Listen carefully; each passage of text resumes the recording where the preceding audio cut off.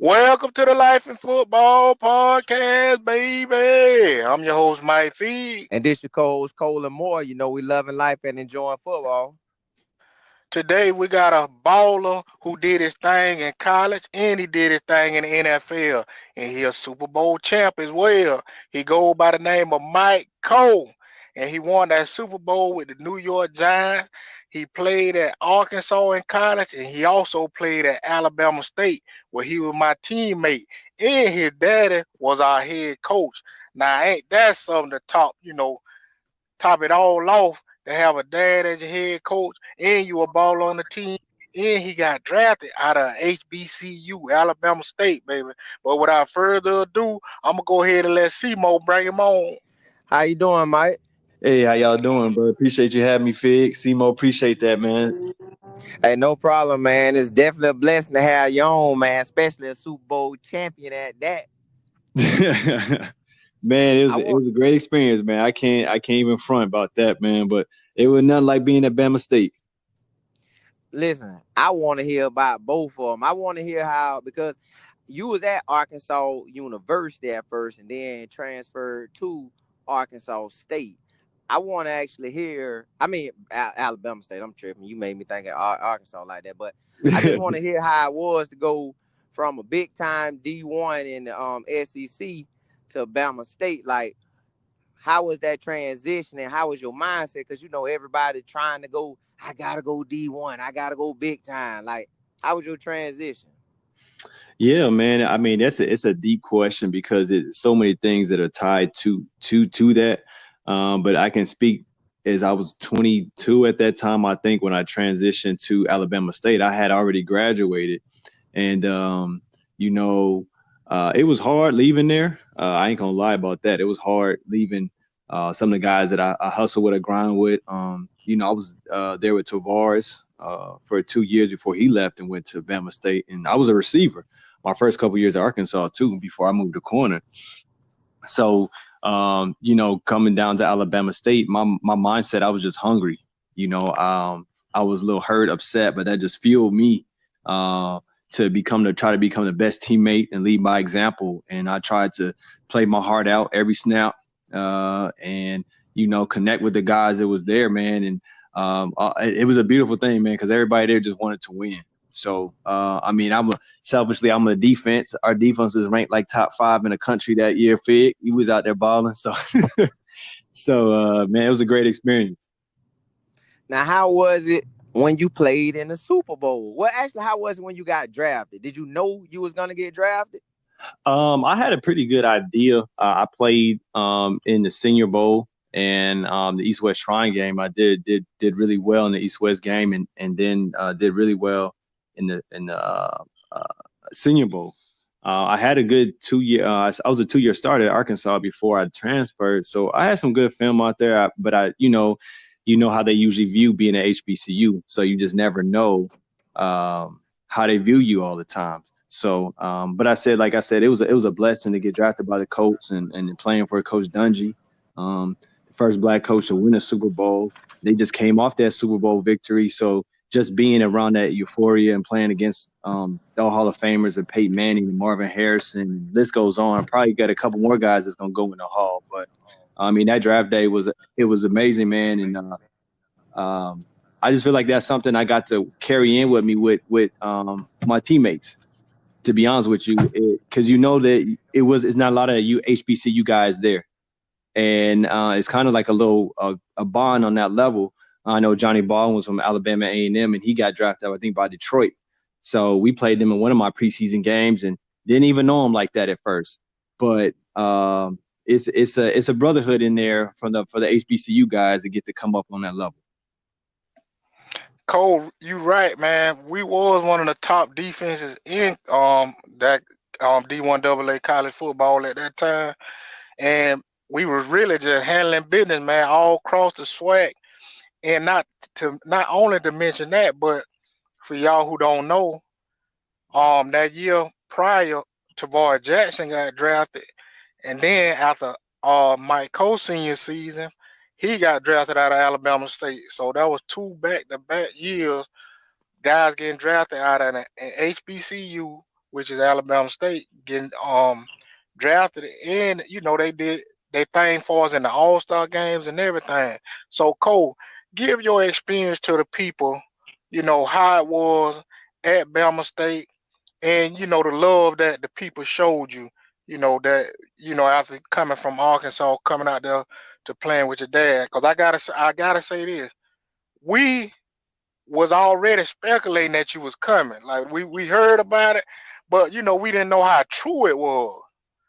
And all of a sudden, I'll never forget that day when you you came. We was working out, and you came out. They was doing the summer, Yeah. and that's when it was like for real. Like we heard it earlier that week. Like, oh no, he coming for real. And when we saw you that day, it was like Coach Scott had us out there that morning, and we saw you that day. You came, you spoke to a few of us, and it was like realization that you was coming. But go ahead and speak on some of that. Yeah, man. Like I said, everybody kind of embraced me when I came down there. I just the love that you get at HBCU is so different. I've said this to people before and time again. I mean, PWI was great, man. Like I said, it gave me a first step, a fresh step to get my education and get towards my goal. But man, it's nothing like a HBCU, and this is why, especially with the climate of nowadays, I think people are probably more willing to listen to this. But you never realize how much weight you carry going to a PWI until you're at an HBCU. You don't have to carry that weight anymore. And what I mean by that is just that weight of being judged, stereotyped. Often, you walk around camp, you always have to justify yourself. A lot of backdoor compliments that end up being racist, but a lot of people don't know or think they're racist. And when you go to HBCU, you don't have to do any of that. You're automatically accepted just because you're one of us, kind of. And, you don't have to do that. You don't have to explain the why you wear your clothes the way you wear them, or you don't have to explain how come you smart, like why you have a 3.5 GPA. You'd be surprised. Maybe you're not big, but people would be surprised how many conversations that you have with people that are not of the same race as you are, and the things that you have to talk about to them. So just being in that environment initially was just great for me. And, everybody was hungry and ready to work. Like you said, Coach Scott, Crunch, Jimmy, Leland, everybody, Dupree, everybody's out there just trying to get it, man, just working hard. And, Jack was down there working out with us every day. So I think that camaraderie at the HBCU is just something different, because even the teams that you go against, like when we play Southern and all that, Grambling, and we beat them, they mad that you beat them, but it's still love. And I think that's something that you don't get at a PWI. I'm not going to say I know you don't get at a PWI, because the community, no matter where you go, they still rooting for you. So you could go, like I said, we played Texas Southern, we beat them. The team at the end of the day, they mad they lost, but they still rooting for you because you're like one of their own. So it's like I said, man, I try to tell a lot of people about that experience, because it's nothing like it in this world. You probably won't find it again. Man, I love what you just said, and it's so true. It is love, and it's amazing the bond that becomes, between you and your teammate, and it comes so quick. It's almost something that's a lifetime. Well, it is a lifetime, and it just shows how much the game of football can affect somebody's life. Whether you're a player or a coach, and I just want to say, you will always be, one of my brothers, and I will always remember, the times we had for us on the field playing, and we did our thing, but we had fun doing it at the same time. Absolutely. Now Absolutely. I want to know how did you? Cause see, I didn't know this, that you was a receiver, then end up playing DB. Can you give us some insight on how that happened? Oh yeah, man. It's a long story. Make it short. One of the days when I first got to Arkansas, what they used to do, they don't do it anymore, but they used to have freshman camp. And when you go to freshman camp, at Arkansas at least, Coach Nutt was really good about this. He moved people everywhere. He kind of wanted to see what kind of athlete you are. Coach Nutt was kind of old school. He was a hooper and all that. So, Coach Nutt played basketball at Arkansas as well as football. So he loved athletes. So that's kind of how it first started, man. And the DB coach, ever since the first freshman camp, always wanted me over there. But needless to say, that didn't happen right away. I kind of started playing the slide, and like I said, Tavares was my host coming to Arkansas, so I kind of buddied up with Tavares really quick. We just connected, and Jack loved to work, so me and him would just kind of get it in the mornings all the time. Go throw everything. So anyway, one day a couple of our corners had went down. Ahmad Carroll ended up going in the first round, and they put me on defense. And at Arkansas, all we did was play man-to-man, press man, all game, all practice. So I ended up getting 2 interceptions, man, and Pascal on 7-on-7. And that was all she wrote, bro. They moved me. They moved me over after that. So I just had to really learn the position because I was just a long kind of track guy, learning how to play corner for a while. So you just pretty much fired. You just were fired at DB, and they said, no, he ours, period, hands down. I just say, man, a lot of DBs don't have a lot of ball skills. So I think me moving over to receiver, I had a natural, when my back was turned to the football, I didn't really panic. A lot of guys panic because they can't see it. And I was just able to make some plays on the football. And like I said, they moved me after that. They was like, oh, no. And being 6'1", man. So most of the corners was like 5'9", like Ahmad, Chris Houston, 5'9". So I was one of the more longer guys. Eddie Jackson's older than me, that he was about a 5'11", 6'footer too. But for the most part, most of the guys was little. And having a long guy that got ball skills, they figured they could work with that. So yeah, that was hands down. That yeah, I'd have kept you over there too. Because like you said, at 6'1", the wide receivers, even if he's 6'4", you and him about the same height. So it ain't too much he finna do up over you. So yeah, I'll keep you there too. It was a right move.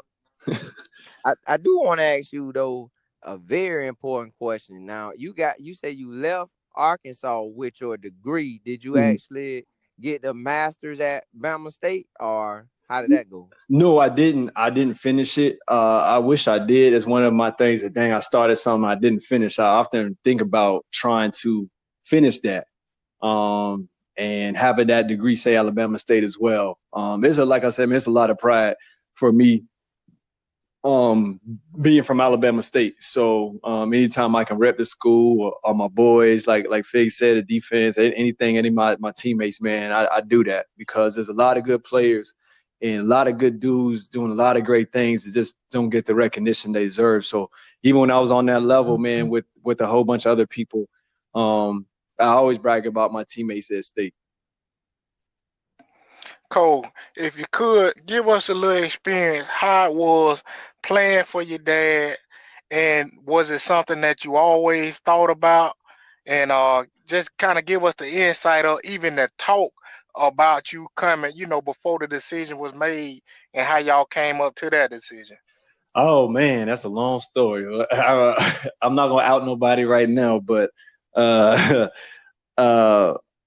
for my dad in hindsight, man, it was the best thing. I wasn't as close to my dad because he was living in one place and I was in another, so that actually gave us a chance to really get closer, as father and son. And that whole experience is something that I take from me to lifetime, because those memories, like you said, Fig, and you hit it right on the head, the connections that you make down there, not only with your teammates, but with the fan base, with the schools, with the rival schools, and Tuskegee being 20 minutes away from campus. Those connections, man, you never forget them. So just being on the buses with everybody, and man, like you said, playing with my pops, man, you can't write a script better than that. That wasn't something that I always thought about, playing with my dad. But now that I have that connection with him and we're kind of married together at Alabama State, man, I wouldn't trade that for the world. Great. I love hearing that, man. So I'm gonna go ahead and open up the floor to you, to talk to the people and let them know what you're up to now, and anything that you may want to promote. I'm gonna go ahead and open up the floor to you. The floor is yours. Okay, yeah, man. I'm down here in Orlando, Florida now. Been married about going on 3 years, and about to have a little baby girl here in the next 4 weeks, man. So that's been occupying most of my time. and we bought a new house and just kind of get those things situated and squared away. But for me on a day to day outside of when jobs gets back rolling, man, I'm very involved in my fraternity. And I know do a mentor program. I try to help kids as much as I can. I try to help and teach kids the business of football, not just the game itself. But really need to understand the business and educate yourself on that. And try to tell them away when they go on their visits, ask the right questions. Especially when you go to a PWI, it's going to be unmatched. The facilities, the money that you see, but do they really care about you? I think that's the biggest thing that I would love to stress to all my athletes is going out there and trying to play. Ask the right questions. If you don't know what those questions are, ask somebody that used to play, man, because what you want to do after football is huge. There's no real book on your transition from the league or from college. It's hard, no matter how I would say how many levels that you play, even in high school, man. I know talking to some of those guys, it's hard to not play college football. A lot of guys want to, and in college and not going to the league, it's hard to transition. But when you go to your visits, you can actually ask them certain questions. If you want to get into scouting or you want to be a coach, hey, at this university, is there any kind of pipeline that you have at these NFL teams? A way I can get in the front office? Is a way to get a coach? Are there internships that I can sign up for? Are there people that you can connect me with? College is all about networking, but they get a lot of athletes in here that don't know to ask those questions, and parents neither. And I try to tell them football is going to take care of itself. Football will always take care of football, but what it's not going to do is take care of you.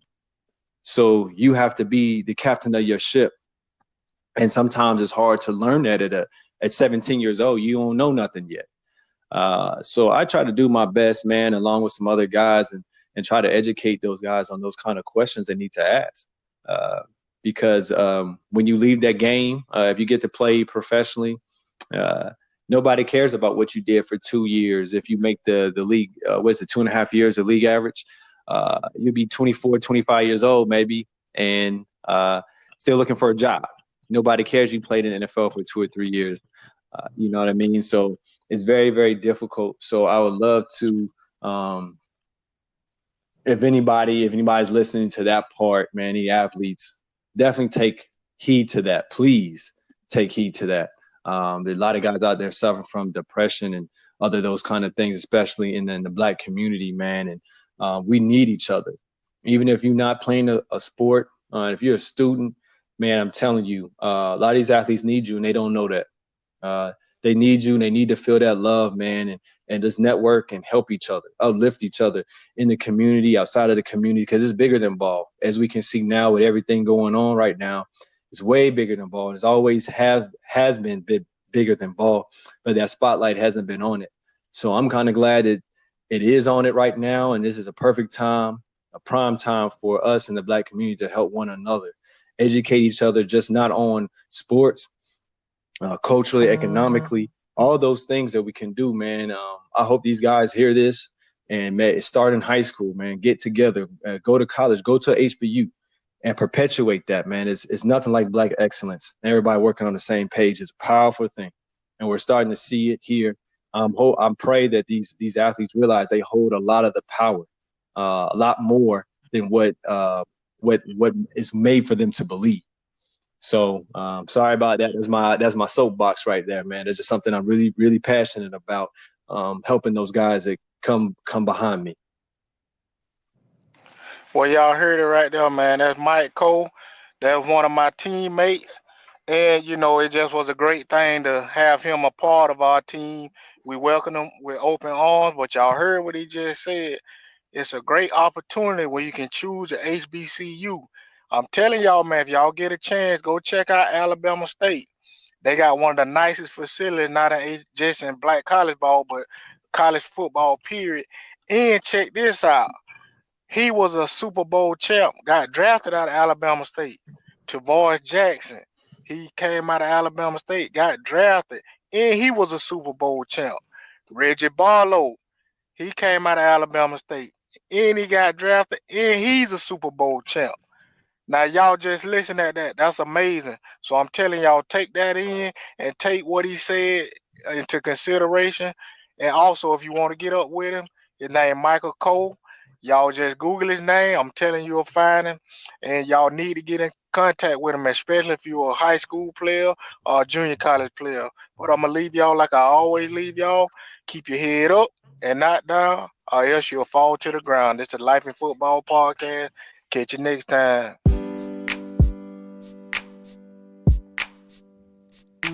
This is a new day to live your life. This is a new day to try to get right. This is a new day to get on track. Yeah, that's life in football. This is a new day to live your life. This is a new day to try to get right. This is a new day to get on track. Yeah, that's life in football. It's life in football. We are life in football.